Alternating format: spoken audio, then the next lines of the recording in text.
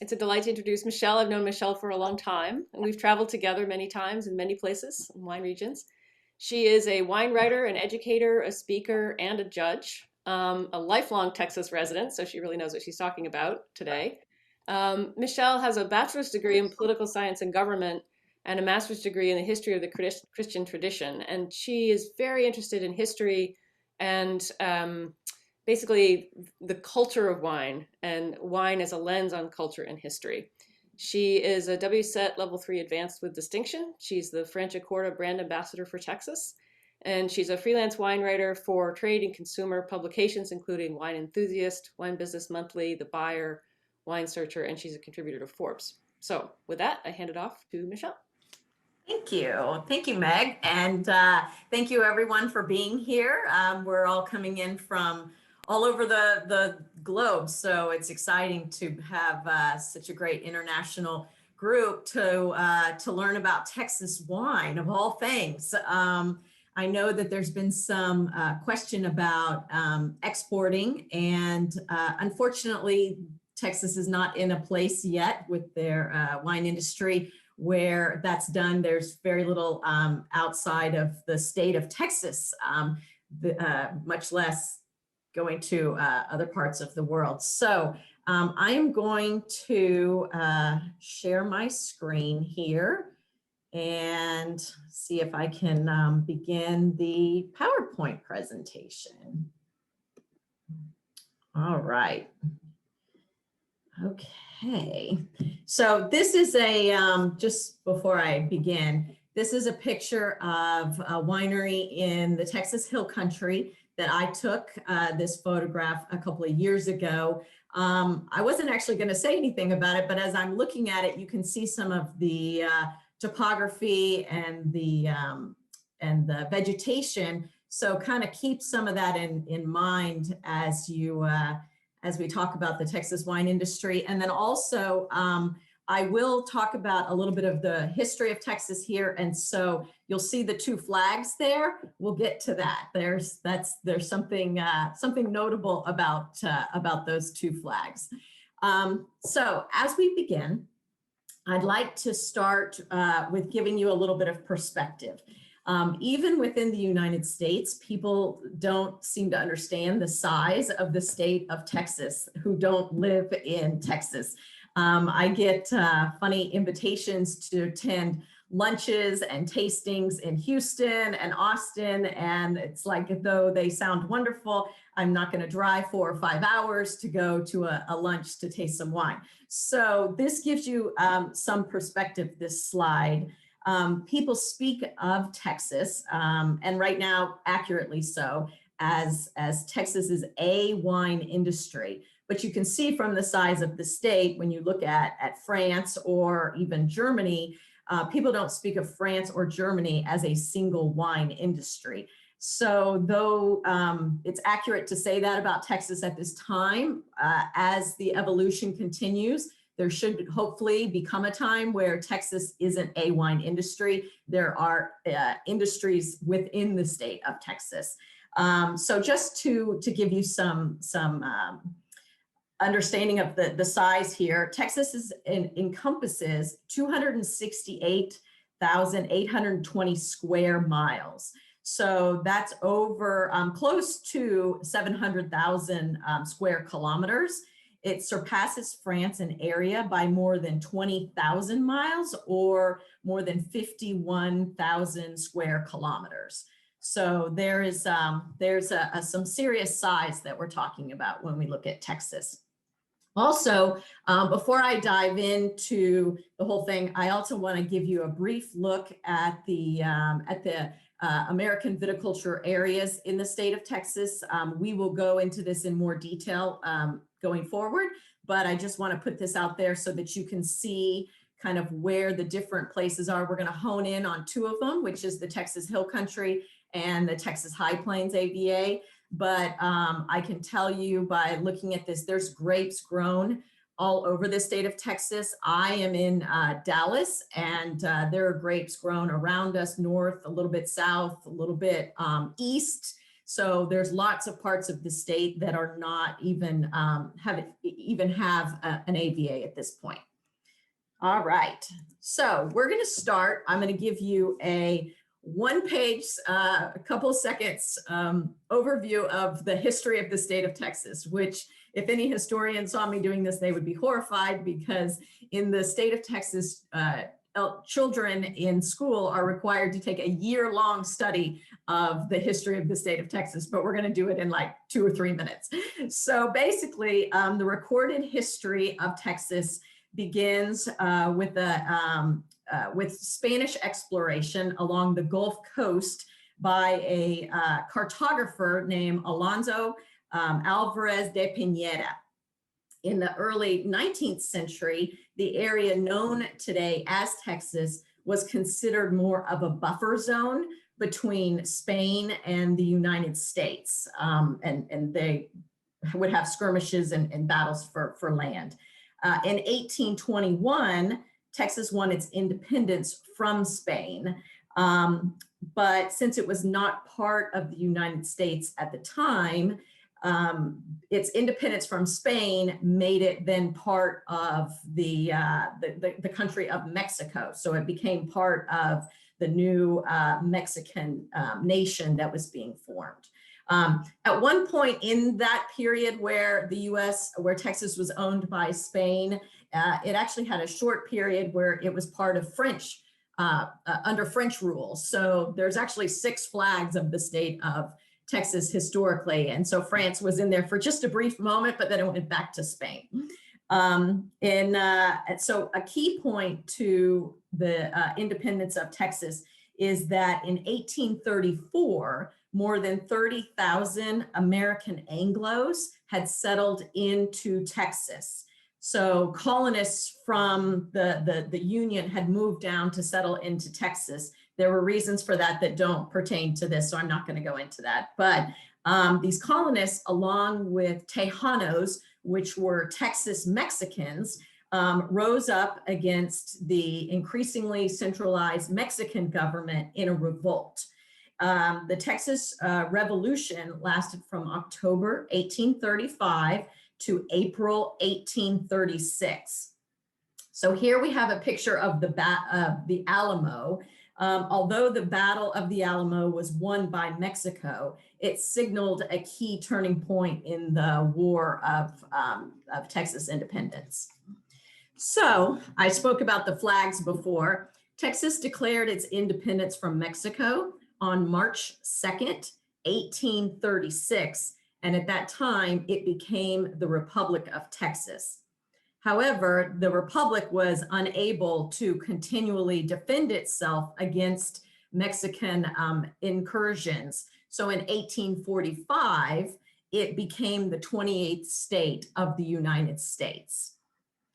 The fact that Texas is the only of the 50 states that had ever been an independent country created an attitude within Texas that permeates to this day, which is why I'm sharing some of this in a wine presentation.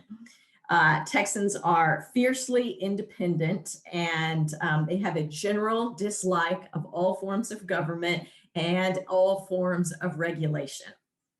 But you also see that because Texas was an independent country, it is also the only state that is allowed to fly its flag at equal heights of the US flag, which also permeates into this mentality of Texans in general. And it's ironic to me, living here all my life, how people who move to Texas from other states within a few years seem to really adapt this mentality. People really kind of like this independent spirit of Texas to a point. In my opinion, though, that this some of the independent attitude has kind of hampered and slowed the potential growth of the wine region, just over time. All right, the early days of Texas. Here's a look at some of the grapes. New Mexico claims the distinction of being the first state in the United States to have planted Vitis vinifera in the US in 1629. But it's likely that Texas was the second state. In fact, those first vines were within miles of Texas, right on the border of New Mexico and Texas. So it may come as a surprise that technically the wine industry in Texas is, in some ways, one of the oldest in the entire United States. The vines in Texas were planted by Spanish missionaries, but at the time, the territory belonged to Mexico. So according to a book by Thomas Piney called A History of Wine in America from Beginning to Prohibition, by 1744, a Franciscan monk had recorded that orchards and vineyards were flourishing in the state of Texas in the first settlement of the state, which is around El Paso, which is in far west Texas, if you have a vision of the map in your mind, which I will show you the map a few more times. There were grapes being planted at that time. Those were native hybrid grapes, which we see here. Mustang, Muscadine, and Black Spanish were rising in popularity. And Vitis vinifera was kind of falling by the wayside. It was becoming non-existent in the state. For those of you that are unfamiliar with Black Spanish, it has a long history in the southern US. It's a black skin grape. You can see it's also known as Lenore and Jacques, Blue French, Ohio, and El Paso. According to the National Grape Registry, Black Spanish is a crossing of Vitis estivals, Vitis cinerea, and Vitis vinifera. It's American wild grapevine parent is Vitis berlandieri. And this is the same rootstock that Thomas Munson sent to Europe to aid in combating phylloxera, and I'll talk about that a little bit more shortly. But today, Texas is the leading producer of Black Spanish with 250 acres or 101 hectares planted. It's a moderate to high vigor grape. As you can see from it, it's large clusters with very compact berries. It's commonly own-rooted for reasons that it was used for phylloxera. And one of the reasons why it does so well in Texas is because it does well in warm, humid regions. It thrives in a range of pH soils, and it has an ability to maintain a high titratable acidity in hot climates. So in Texas, it makes it a great blending grape because it can help boost the acid at times, obviously when some of the other grapes acid is falling due to heat spikes. It is a, forgive my French, Meg knows I don't speak French, and I tend to butcher it, so I apologize to anyone. It is a Tonterre grape, producing wines rich in color and concentrated with jammy black fruit. And actually in Texas, it's used on its own successfully to make a port style wine. There are many wineries that use it for that purpose. So Valverde Winery is the oldest winery in the state of Texas. It is in that El Paso region in far west Texas that I spoke about before. An Italian immigrant named Frank Quiglia used cuttings of wild Black Spanish grapes in the calcium-rich loamy soils of South Texas along the Mexico border to start his family's first winery in 1883. Today, the fourth generation winery is the oldest and continuously operated winery in the state of Texas. They survived Prohibition by making sacramental wines for local churches, and they've been championing Black Spanish for over a century. I'm not clear on whether or not I will be looking into this. They may actually have some of the original vines still in the ground, still growing and still producing fruit. I have a sense that that is the case, but I don't want to speak that to as an absolute, because I do need to verify that. So now we are to Thomas Munson. I wonder, I can't see everyone. I wonder how many of you know that there was a, that Texas saved the world from, not really, but Texas was a profound contributor to helping combat phylloxera. Of course, that was after the Americans brought phylloxera, but still, we won't talk about that.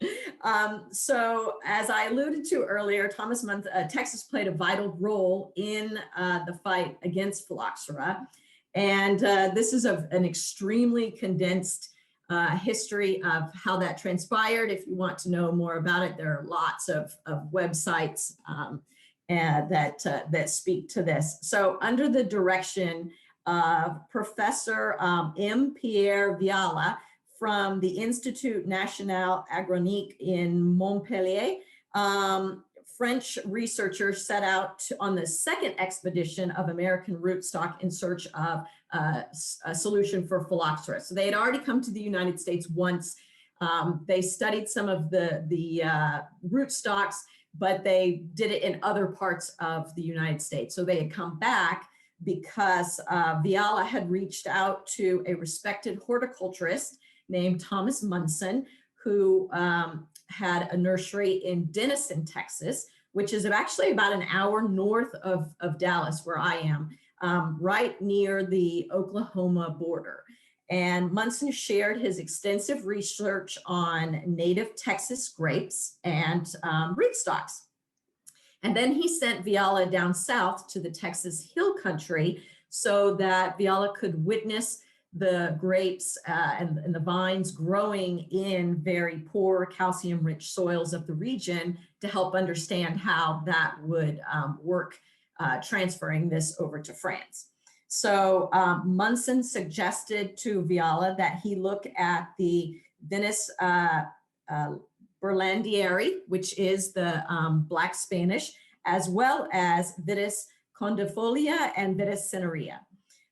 In his report, Viala recommended all three of these Texas-specific varieties for grafting. And in fact, he noted in his report that French vines can only be saved by using native Texas vines. So although some of these grapes were growing in other parts of the US, specifically the ones from Texas were the ones that were going to work and ultimately did work.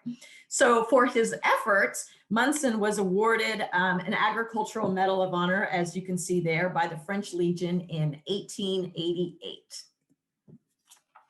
Okay, now we're going to get into today's wine industry.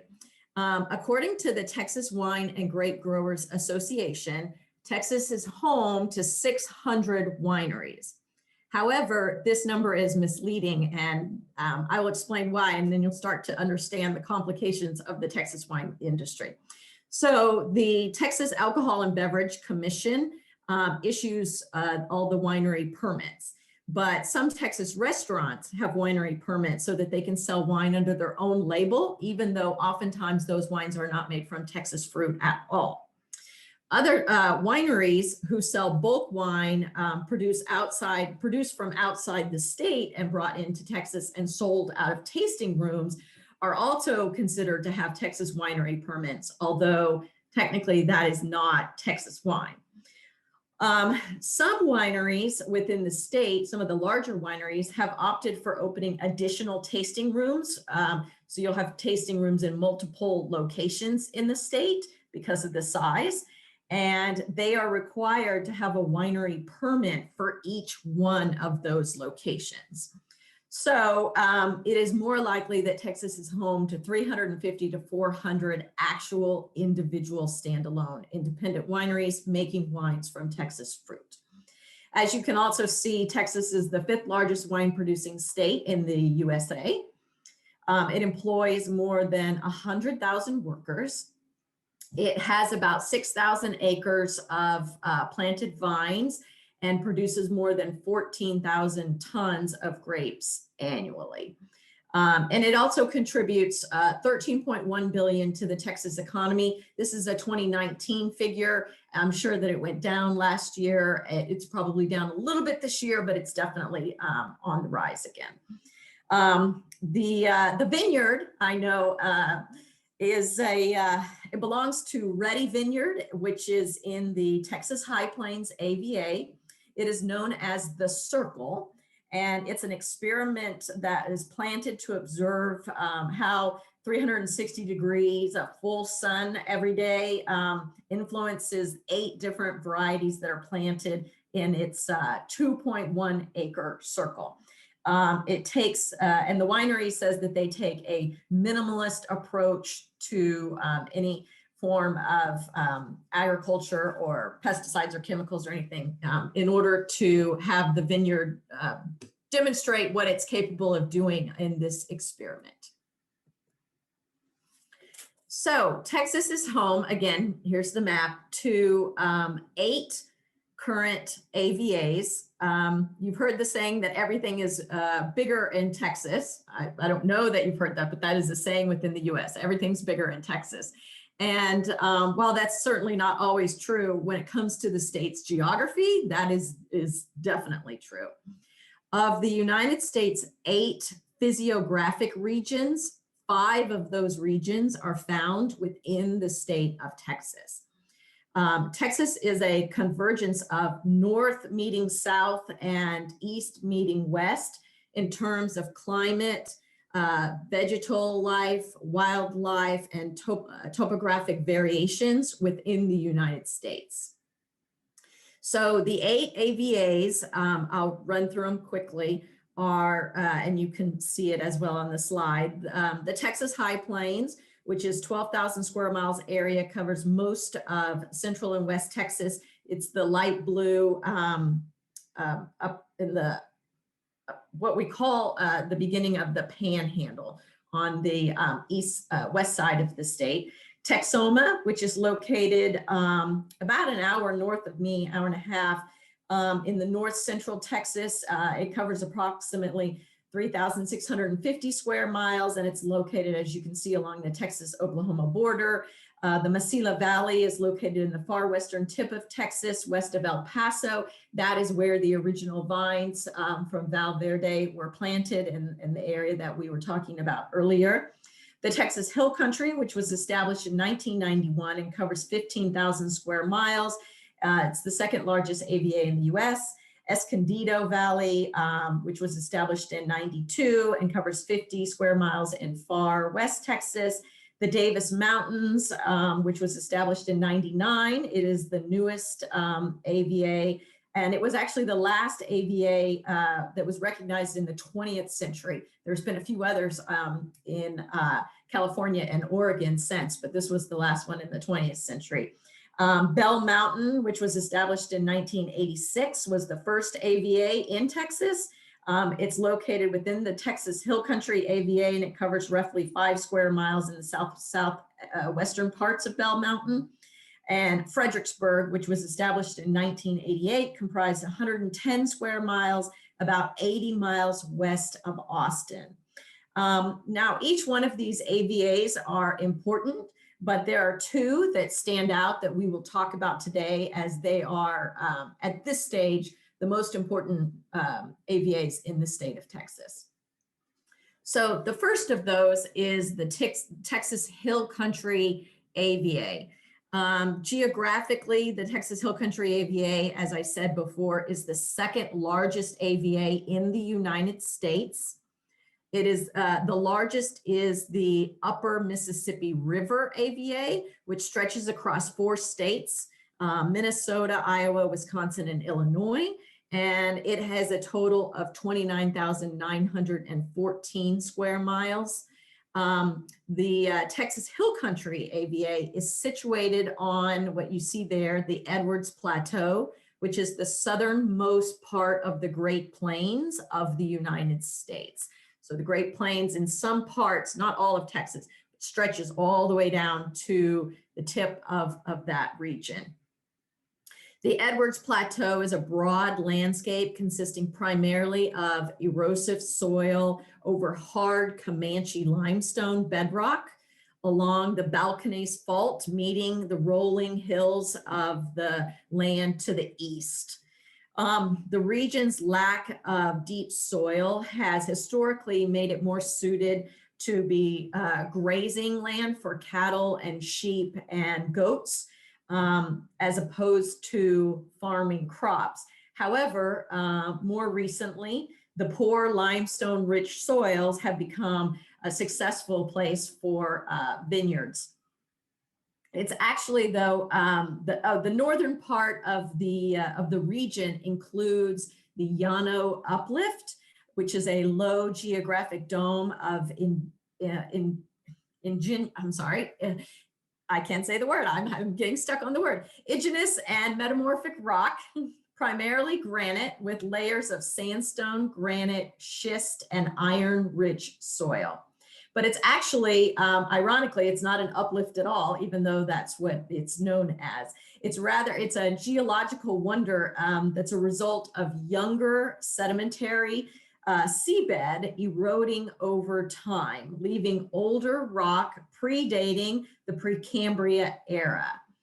When the Balconies Fault lifted during the Cenozoic period more than 60 million years ago, the Llano Uplift rose in elevation. So the area is beloved for its rolling hills, steep canyons, and picturesque vistas. As you saw if you keep in mind the first picture that I had on the first slide, that was an image from the Texas High Plains. The elevations in this area range from 425 feet, which is 130 meters, to more than 2,100 feet or 640 meters. Due to the region's successful tourism, a third of all the wineries and tasting rooms are located within this AVA. Roughly 1,000 acres or 404.6 hectares of vineyards are planted in the Texas Hill Country, with many producers looking to expand this number immediately. Over the past decade, more producers are emphasizing vineyard site selection, taking greater care in researching soils and microclimates and aspects and elevations. The growing season in the Texas High Plains begins in early March and but although some years Texas has very mild winters, and in those times, bud break can begin as early as late February in this region. During the fruit set season, the weather is typically dry with high humidity. Temperatures range from 98 degrees Fahrenheit, which is 36.6 Celsius, to during the day, and then they fall to 70 degrees at night or 21 degrees Celsius. However, they tend to hover around 100 degrees or 37.7 Celsius for consecutive days during the growing season. That is extremely common in that part of the state. Many challenges to this region, as you can imagine, include mildew and fungus, as well as nematodes, cotton root rot, and Pierce's disease. We will talk about Pierce's disease more shortly. When I personally visited Portugal's Alentejo region, and even to some degree, surprisingly, the Uco Valley in Argentina, I was surprised at how the similarities between those two areas, particularly Alentejo and the Texas Hill Country. Especially when I was in Alentejo, they were having a heat spike, so it was incredibly hot. And it's arid, desert-like regions that also some of the The fauna the flora was the same. Some of the vegetation, they have both of those regions as well as a lot of mesquite trees and a lot of scrub bushes. And so I was struck in both of those places that, of course, the Andes Mountains don't look anything like this, but there was a lot of similarities that I found in some ways being in those places. I was home. So if you've been to either one of them, particularly Alentejo, kind of gives you a feel, not exactly, it's not the same, but you get a feel during the summer with the heat and the soil and kind of a little bit of the rolling hills in places and the vegetation. There's definitely some similarities there. All right, the Texas High Plains AVA is roughly 400 miles or 644 kilometers north of the Texas Hill Country where we just were. It's only slightly smaller in size, covering 8 million total acres or 3.2 million hectares. The area is considerably less visually stimulating, as you can see, and far more dusty than the Texas Hill Country, which is why there are few to almost no tasting rooms or any wine tourism in this part of the state. The area is arid and, as I said, incredibly dusty from the red alkaline-rich caliche soils that cover the subsoil in the that are high in calcium and slightly below the surface, the subsoils. So just to go in a little bit about caliche, it's a common soil found in the Southwest. If any of you have ever visited the US or seen any images, especially as you go into New Mexico and Arizona, a lot of reddish soils, and that is what you find in the Texas High Plains, the caliche. It is a whitish gray or cream colored soil layer of cement material, typically made up of calcium carbonate. Its unique material is formed when the carbonates in the soil are dissolved and leached by rainwater. In arid regions like the Southwest, water rapidly evaporates or is absorbed by vegetation, leaving behind carbonates that bind with other soil particles such as gravel, sand, clay, and silt. The result is either a soft, thin layer that coats the rocky soils, and those impose some nutrient-related issues for vegetation. Also, because they elevate the pH and because of the presence of bicarbonates. Or it can also result in a hard layer ranging from a few inches to several feet in thickness. This creates poor soil drainage and also provides challenges for the roots to get down into the soil. The landscape in the High Plains, as you can see from these different vineyard images, is flat. There are no visible rises, rock formations, or trees other than trees that may be planted around vineyards. Historically, this is an area that has been home to substantial row crops, specifically cotton and peanuts. It may not look like a place to cultivate vines, but more than 36 wine growers are proving that this is actually an excellent place to cultivate vines. With an estimated 5,000 acres under vine or 2,023 hectares, more than 2/3 of the state's overall plantings are found in this Texas High Plains region. The elevations here range from 3,000 to 5,000 feet, or 914 to just over 1,500 meters. The High Plains is a quadrangle, mesa-like area that rises precipitously by sharp escarpments above adjacent lowlands to the east and to the west. When you're standing there, you don't feel like you're elevated, and you don't feel like anything is slightly diminishing, but yet that is what's taking place. The Llano Estacado, which is Spanish for staked plains, is one of the largest tablelands in North America, covering 32,000 square miles, or approximately 82,000 square kilometers, almost 83,000 square kilometers. The soil is deep with an almost universal dark brownish to reddish brown sands, sandy loam, and clay loam, with some caliche outcroppings throughout the region. Growing season temperatures here average 100 degrees Fahrenheit, 37.7 Celsius during the day, to below 60, which is 15.5 degrees Celsius at night.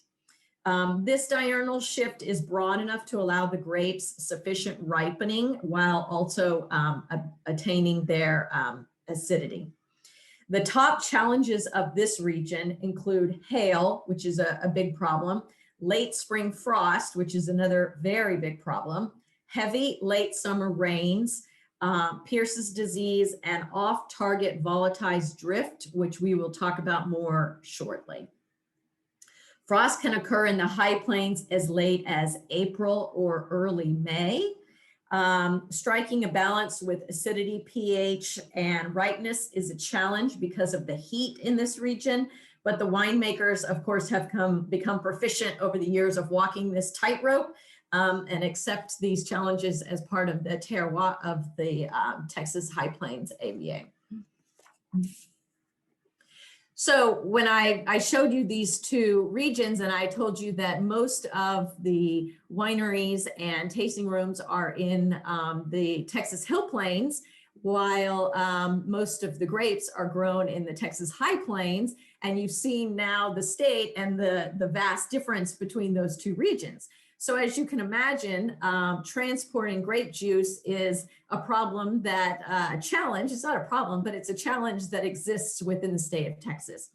So there are about 85% of the state's grapes, as I said, are grown in the high plains. And so getting them down to the hill country is something that that the Texas wine industry has had to figure out. I will say that one of the additional challenges of this poses, in addition to transportation, is that the winemakers are not oftentimes close in proximity to the grapes. So, and a lot of the vineyard owners and the winemakers, you know, a lot of winemakers are sourcing fruit from vineyard owners. And there's been a problem over the years because some of the older generation of winemakers didn't see fit to need to go up to the high plains periodically to visit the grapes and see what was going on. And that is definitely changing within the state. A lot of the young winemakers are up there. There's a few I know that go once a week, which is a lot to do for a 6-hour drive one way. Others go every other week. Many go at least once a month. But that is a challenge that has been in existence while most of the grapes are still up in the high plains. The distance also costs wineries, as you can imagine, a lot of money in transporting the juice. So what you see here are slides that are how one winery, Bingham Family Vineyards, they actually own vineyards up in the high plains, and then they also have, but their winery is down in the hill country. And so you see here kind of what they do. The vats are wrapped with insulation to keep them cool.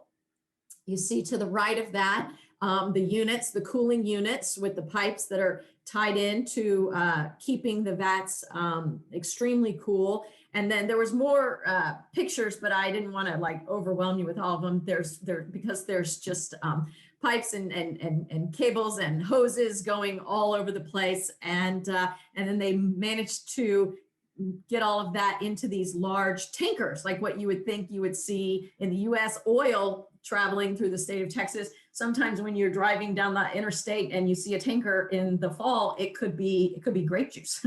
So it's a difficult process, but it is one that is done again and again. Like, you know, it's just part of, again, at this stage, what it's like making wine in the state of Texas. And this process is not unsimilar to what's done with milk also.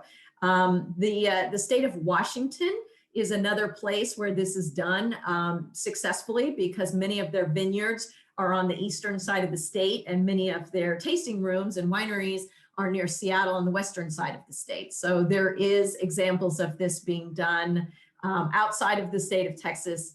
And so far, it continues to work. I would imagine it's something that they'll have to keep doing, indefinitely, because it's just not particularly hospitable in the spring. In the summer, to want to go up to the Texas high plains to visit wineries. It's just too hot and too dry and too arid up there. So anyway, that's an interesting thing for the state of Texas. So let's move on to what grapes grow within the state.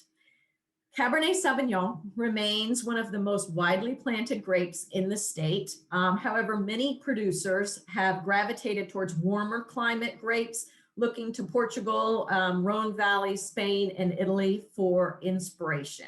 In the late 90s, Texas began seeing a departure from the classic Bordeaux varieties and Burgundy varieties that were being planted all over the state. They are now looking for grapes that focus more on the different climate and soil types and stuff that are better fitted to the state. And one of those is Tempranillo. It's obviously, its early ripening and hardiness make it very important to the unpredictable weather in the state of Texas. And it has proven to be very successful in the state of Texas. Around the same time in the 90s, Viognier was also increasing in popularity among many growers, which may surprise you. It actually thrives in the Texas high plains, ripening early and consistently demonstrating balanced acidity, which is surprising for a grape that sometimes struggles with acidity. And it produces very desirable yields as well. It proves to be both vigorous and resilient in the vineyards. And while Texas and Viognier have enjoyed success over the past decade, they are both very well-known grapes within the state. Growers and winemakers do not have a consensus in the state of Texas as to what should be the signature grape. And, to be honest, why would they? In a state that's larger than France, I don't even know why people have conversations about why there should be one grape that's a signature grape, but those conversations persist in a lot of emerging regions. I know Virginia struggles with that conversation as well, and Texas is capable of growing a lot of different grapes. Many producers also have in their portfolio championed a lot of different grapes, such as Mourvedre, which does really well in Texas. And there's a couple of producers that make beautiful single variety Mourvedre. Tannat is another one that is really shining in the state of Texas. Cinsault also does great in the state. Vermentino and Picpoul. Picpoul's great in Texas. Roussanne and Albarino are also grapes that are planted and very successful. One of the problems with some of these grapes initially was having Texans understand what these grapes are and to be able to pronounce them and stuff. But as many know in the US, Texans travel a lot all over Europe, all over the world, visit a lot of wine regions. And so I think Texans aren't always given the credit that they're due about knowing grapes and knowing regions and understanding that just because it isn't called Cabernet or Pinot Noir, that they are able to embrace the wine because the wine is good. In 2019, the U.S. Department of Agriculture conducted a survey of different grape varieties planted in Texas, and the report found that 71% of the grapes planted were red and 29% were white. As you can see from the image that I shared on the right, Cabernet Sauvignon accounts for more than 700 acres or 283 hectares, or about 12% of the overall plantings.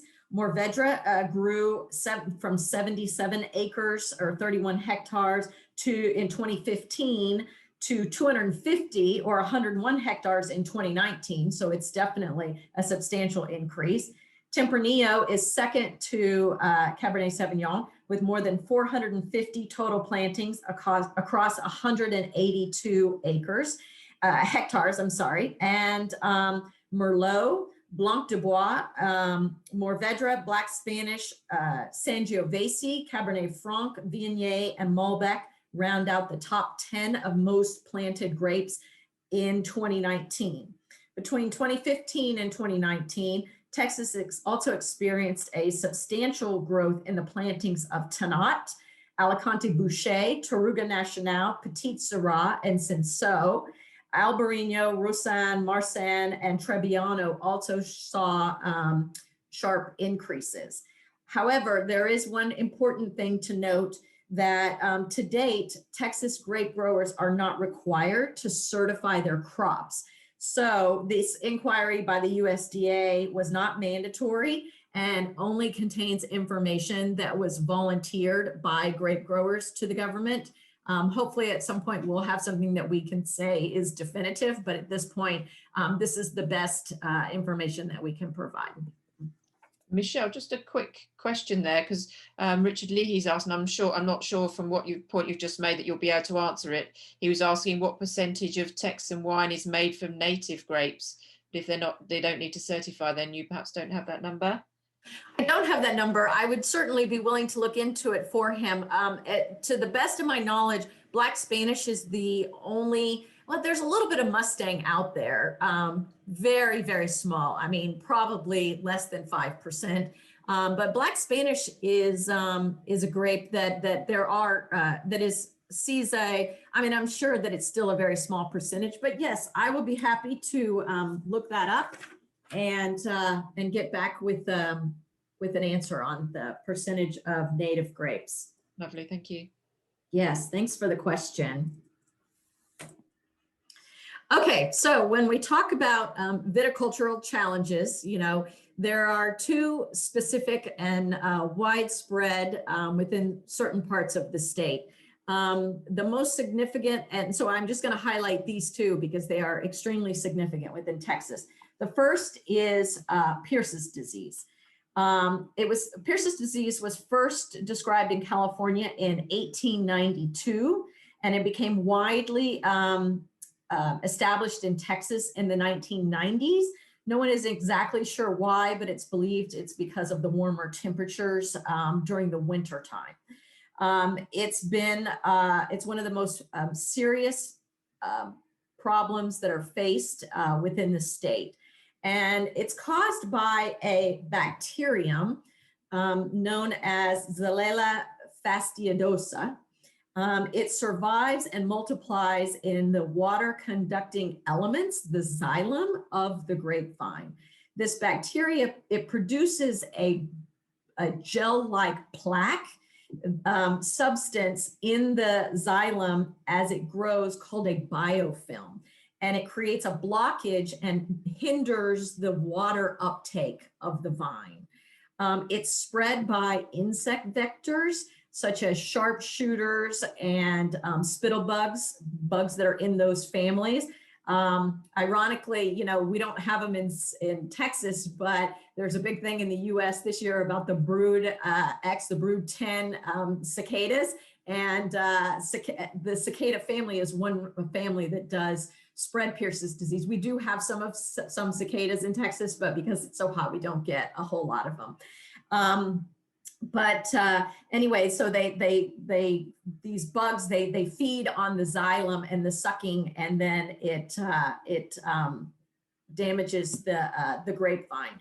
So the symptoms of Pierce's disease, I have on here the middle photo with the vine that's got the grapes hanging on it, and the photo in the upper left-hand corner. Those are both images of Pierce's disease.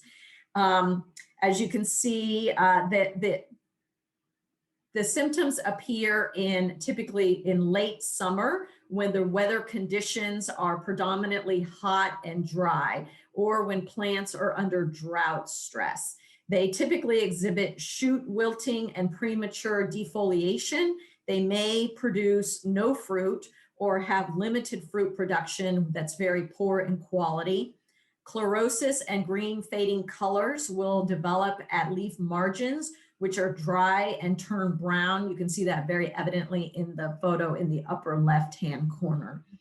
The bacterium that causes Pierce's disease is native to North America, where there are native grape species. Therefore, any grape cultivars that are not native to North America will typically have little or no resistance or tolerance to the disease. So back to the question about, you know, how much percentage of fruit that's growing in Texas is native. Texas, well, it's a very, very small percentage. And so most of the grapevines in Texas are susceptible to Pierce's disease. If it's identified in the vineyard, affected vines are supposed to be removed and destroyed to limit the spread of the pathogen to healthier vines. Ways to manage it within Texas is treating vineyards and surrounding areas with insecticides, planting less susceptible varieties as much as that's possible, removing canes and whole vines that have symptoms, and introducing parasitic wasps as a biological control, and then planting vegetation, which is actually being done outside the vineyard that will kind of almost block trees, and some will use cypress trees and stuff that will as a border, as a barrier around the vines to help the carriers kind of stop there and live in those trees instead of moving into the vineyard. So it's not necessarily successful, but these are attempts that are being made. So the other challenge is, you'll see in the far right long image and the bottom left image is off-target volatilized drift. And I know that some of this, I believe, exists in France, but I'm not sure. I know it's in Australia. I'm not sure how widespread it is with the rest of Europe, so I don't know how familiar you all are with this. It is a huge problem, a devastating problem within the state of Texas, as well as other regions in the United States. It's basically, I'm going to kind of give you a brief overview of it. Decades of widespread farm use of, I've been talking a long time, huh? I'm sorry. Okay, I'll wrap this up. So basically, there are off-target drift is a couple of compounds that are PGRs, which are, so I don't know how to say this fast. So in the United States, there are row crops. And as I said, in Texas, there are a high amount of row crops. This is mainly a problem in the Texas High Plains AVA, where we see a large amount of cotton and peanuts. They outnumber the vineyards up there 3 to 1. Over time, there are companies, BASF, Bayer, and Monsanto, who've made seeds that are resistant to being sprayed on by 2,4-D and dicamba, so that they can kill the weeds without killing the crops. But these products volatilize and drift through the air and can drift for miles, they can drift for days, and they are substantially killing vineyards, predominantly in the Texas High Plains, a little bit in hill country, but not very much.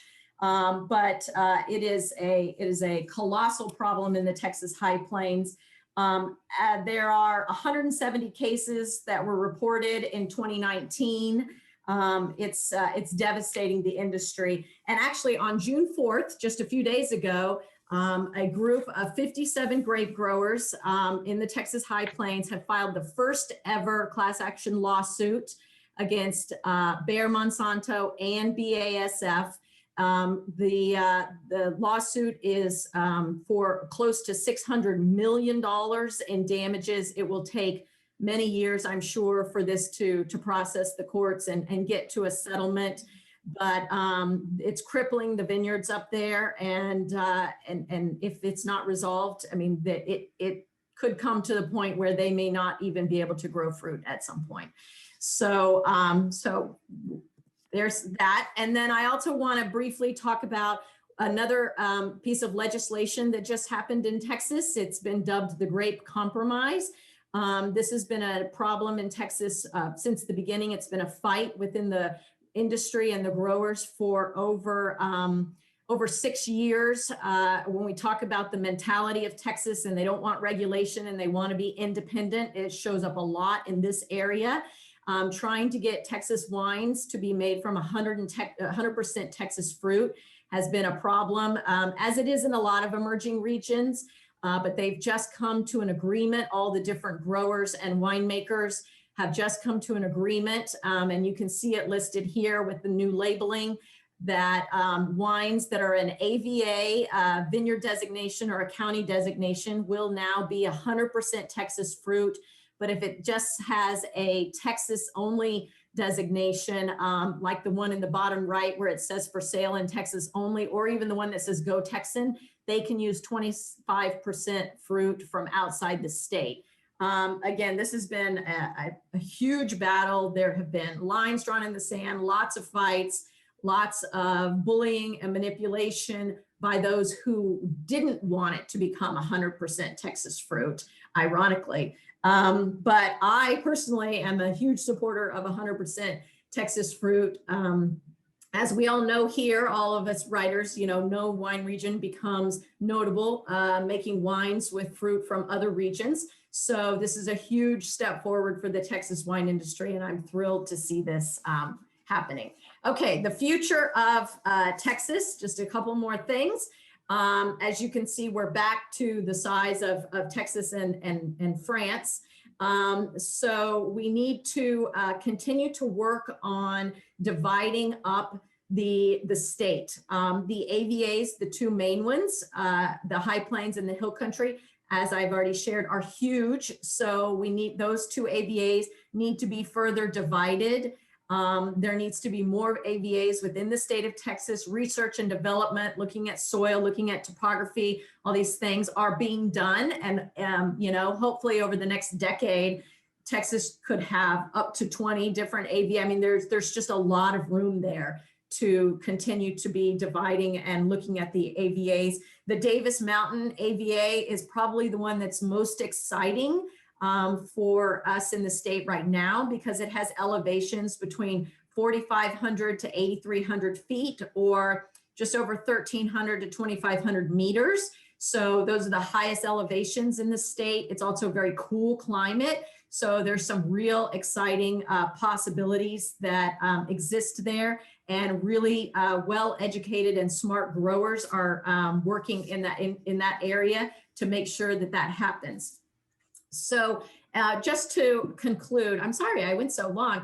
To conclude, as you can see, that the attitude of Texas, the attitude of this independence, this attitude of my way or the highway really has been pervasive in a lot of areas in the state, and very much in the wine industry. This idea, Robert Mondavi, that, raising tide raises all boats, has not been a thing in Texas until the past probably 10 years. The old guard in Texas, a lot of the original wineries were planted by either retirees or people who made a fortune in one career and then wanted to do something fun on the side. A lot of physicians, and that has now really changed. Texas is the young winemakers and grape growers coming into the state have studied viticulture in college. They have come into it with the intent of making wine. They have done internships and worked in other parts of the United States and the world. They travel. So I think the most exciting time for the Texas wine industry is now, and it's going to continue to elevate. There are more women coming into the industry as far as winemakers and wine growers. We have more diversity. It's not a lot. There's still a lot of men, but there are more women and more people of color, more members of the LGBTQ community.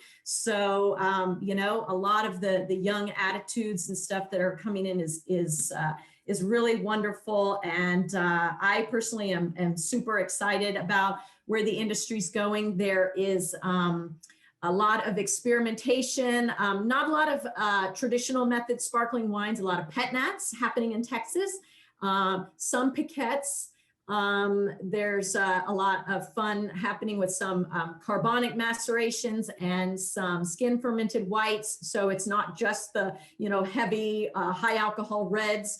There's alcohol is being perceived. There's a little bit of I want to say no sulfur added. I don't want to say natural, but no sulfur added wines being made in the state of Texas. And so that's exciting. One of the things you didn't hear me talk about was organic, biodynamic, sustainable viticulture practices. The state's not there yet.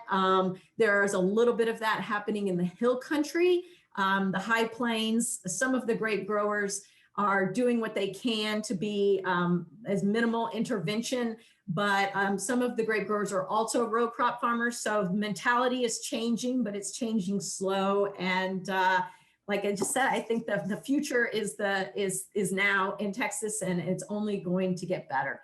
So yeah, now is the most exciting time for the Texas wine industry. And I'm happy to be able to share all of it with you. So thank you for your time and attention. I didn't realize I just talked on and on and on and on. Is there any questions or anything that anyone would like to say or add? I think that, thank you very much, Michelle. It's absolutely fascinating. The question that I asked, so I misunderstood Richard. What he was asking was about the percentage of in-state grown grapes versus juice from the West Coast. I know that you said that new regulations had come in to stop that, but I wondered if you knew if there was a figure, or maybe that's not as relevant now. No, I don't know how much percentage of grapes are coming. And to be honest, they're not just coming from the West Coast. They're also coming from Chile and Argentina, the grapes that are coming from outside the state. But at this stage, it will continue to diminish as the wine growers continue to improve and as the winemaking continues to improve. One of the main reasons that they had to compromise and allow a small percentage of it with the Texas kind of appellation was that some of the largest producers in the state are the ones that were fighting against having 100% Texas, even though some of them actually do produce 100% Texas. But there's a few of them that have wines that are able to be on supermarket shelves within the state, and that they want to be able to put Texas, this is the irony, because people want to buy, Texans want to buy Texas wine, but if they use 100% Texas fruit, then they can't compete with some of the bulk juice that's coming from outside of the state. So they want to add some bulk juice so that they can keep the price in the $10 range, so that it allows them to compete from the standpoint of supermarkets. It's disappointing, but they did compromise. And so in the future, the next step for what those dubbed the 100%ers will be to push that out. And that will probably happen in the next few years. Okay, thank you. I think that answers his question now. Thank you. I'm not sure there's any other questions, so maybe just over to you, Meg. Yeah, thank you, Michelle, very much. I learned so much. I've even read a book on Texas wine, and I learned a lot. So I want to give a shout out, if I may. This book that Jessica is a friend of mine, and Meg's, and she wrote this book on wines of the Southwest. It does cover Texas, and I think she does a great job with it. There's also a This is Texas Wine podcast by my friend Shelley Wilfong. So if you're interested in learning more about the Texas wine industry, she publishes a new episode once a week. Again, it's This is Texas Wine podcast. So give that a listen as well. Well, thank you very much. It was really informative, and I'm sure if there are any further questions, you have Michelle's email there. And if you want any clarifications, you can just reach out directly. So yeah, please do. Mm-hmm. That's super. Thank you very much, Michelle, and thank you, Meg, for introducing, and thank everybody for attending, and hope you've enjoyed Michelle's presentation as much as I have. Thank you very much, Michelle. Thank you. Bye.